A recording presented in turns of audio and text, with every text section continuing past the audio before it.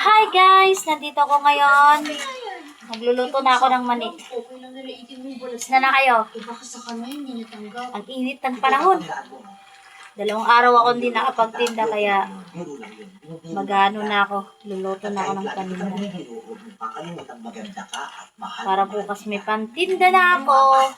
Mahal ko kayo, lalo ka na. Mahal na mahal kita. Dahil kung di kita mahal, sana di kita sinakulo ng sanggol ka. Nung nakita ko iliwa ka ng Luluto ko ng mani guys.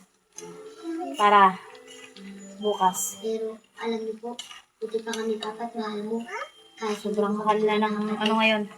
Pero Tinda pa rin. bakit parang hirap po sa sarili mo na mahalin tunay mong kapatid? Oo nga ako. Luluto ako ng mais eh. Tsaka yung anak ko. Hi guys!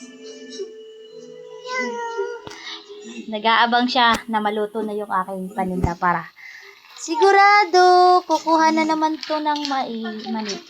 Ay, mais? Ano ba yun? Bakit mais? Mani pala to.